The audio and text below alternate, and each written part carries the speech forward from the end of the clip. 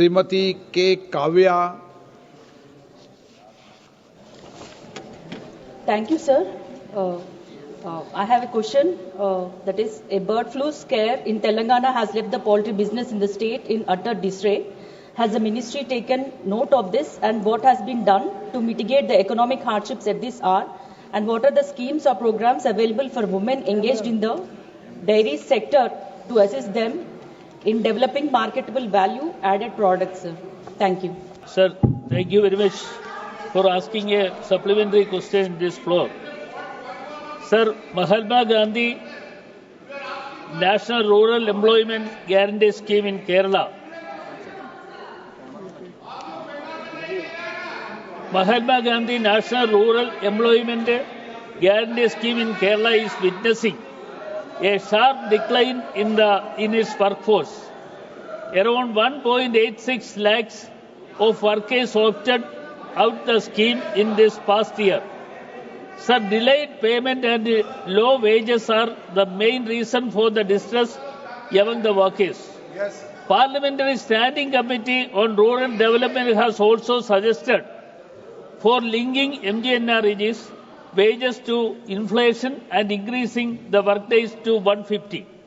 Sir, workers in Kerala have not received their wages since the last 3 months. 6 months. And, 6 months. sir, an amount of 811 crore is due for the state of Kerala under the scheme.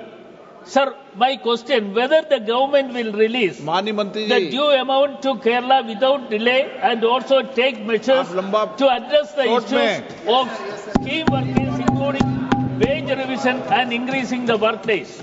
Dr. Kadiam Kabir. Thank you, Chairman, sir.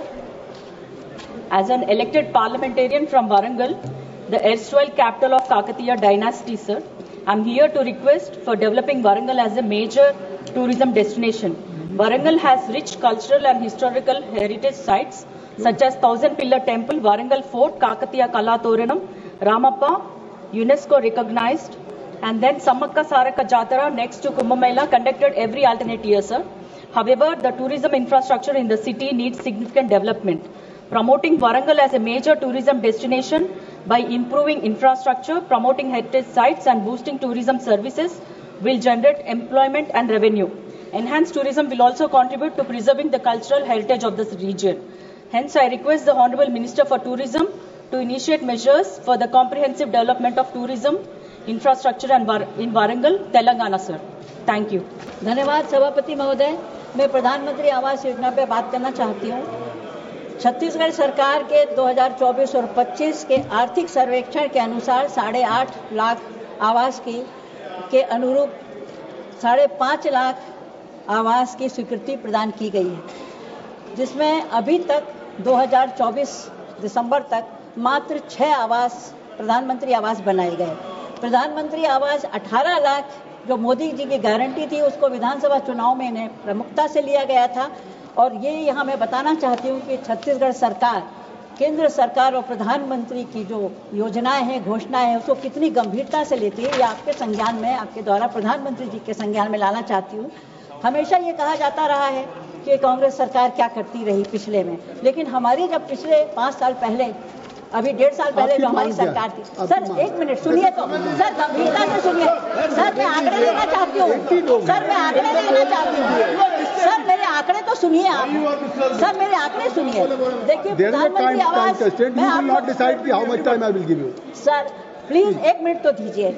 मैं ये बताना चाहती हूँ कि हमारी सरकार जब थी, तब हमारी सरकार ने 2019-20 में जो मात्र जो 1,51,000 की जो स्वीकृति थी, उसमें से 1,36,000 की स्वीकृति दी थी। 2020-22 में भी इसी प्रकार 1,25,000 की दी थी। इस तरह से हमारे यहाँ सभी लोगों, सभी हितग्राहियों को मिला, लेकिन यहाँ पर देखिए, यहाँ सिर्फ 6 बने हैं, तो आप इसको गंभीरता से लीजिए। हम चाहते हैं कि सभी हितग्राहियों को जो हमारे प्रधानमंत्री देना चाहते हैं, प्रधानमंत्री आवास योजना, उसको पूर्ण लाभ मिले। सर आप पूरी बात मेरी सुनते ही नहीं है। धन्यवाद। Madam, I would like to draw the attention of the House to a matter of a great concern. the judiciary is the most important pillar of our democracy. A common person's last resort for justice is our judicial system. So it is very important that a judiciary is free from corruption. Ma'am, it is said as Caesar's wife must be above suspicion. The entire country is shocked by the alleged discovery of large sums of unaccounted cash at the residence of a sitting Delhi High Court judge. The same has been widely reported in media also, and now the Supreme Court has constituted an in-house probe to look into the incident. The incident is extremely disheartening and clearly tarnished the faith of common people of our country in the judicial system. Accordingly, it is imperative that the House discuss the issue in detail and find a robust and cogent solution to ensure greater judicial accountability and transparency in our country and ensure that such incidents doesn't happen in the future, ma'am. Thank you. Narmada जल न्यायाधिकरणाच्या award अनुसार 1997-98 ला मध्य भारतीय मान्य सर्वोच्च न्यायालयाने दिलेल्या आदेशानुसार सरदार सरोवर धरणाचे सुमारे 10.89 टीएमसी पाणी महाराष्ट्र राज्याला वाटप करण्याचा आदेश होता. त्यातील फार जुने तापी नदीवरील सोनगड डॅमचे 5 टीएमसी पाणी नंदुरबार जिल्ह्यात काही गावांना द्यायचा करार दोन्ही राज्यात झालेला होता, परंतु त्या अंमलबजावणी झाली नाही. त्यामुळे मी केंद्र सरकारला विनंती करतो की 10.89 टीएमसी पैकी 5.89 टीएमसी पाणी मात्र अक्राणी व अक्कलकुवा तहसील जे माझ्या नंदुरबार जिल्ह्यामध्ये यांना फक्त मिळावी. याची कारण असे की या दोन्ही तालुक्यातील गावे सरदार सरोवर प्रकल्पामध्ये बाधित झालेले आहे आणि अक्राणी तालुक्यात तापी जोड प्रकल्प करून परत या भागातील काही गावांचे विस्थापन या तेथील जनतेला मान्य नाही. तसेच म्हणणे असे आहे की आम्ही पण माणसे आहोत, आम्हालाही जगायचं आहे, म्हणून उर्वरित 5.89 टीएमसी पाणी या दोघी तालुक्यांना मायनर इरिगेशन प्रोजेक्टसाठी देण्यात यावे ही विनंती करतो. नाही झालं तर गुजरातचे नाही तर महाराष्ट्र संबंधित अधिकारी त्यांच्यावर कारवाई करण्यात यावी. केंद्र सरकारने महाराष्ट्र राज्यात नर्मदा नदीच्या पाण्यातून जलसंधारण प्रकल्प सुरू करावेत ही मी केंद्र सरकारला विनंती करतो. धन्यवाद. माननीय सदस्य श्री के Suresh ji. Chairperson, Madam, I wish to bring to the urgent attention of the House the severe crisis faced by paddy farmers in Kuttanad and Upper Kuttanad, covering Alappuzha, Kottayam and Pathanamthitta districts. Due to serious lapses in the procurement process, the delay in procurement and inefficiency in payment disbursement have placed thousands of farmers in deep financial distress. One of the major concerns is the delayed procurement by rice mills, which has led to the situation where farmers are unable to sell their produce at the right time.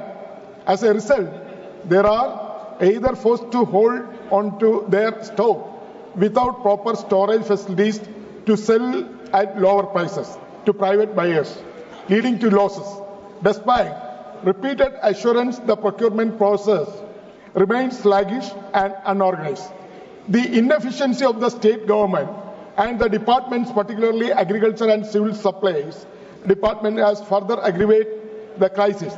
The absence of the well-coordinated procurement mechanism has resulted in large-scale mismanagement causing unnecessary hardship for the farmers.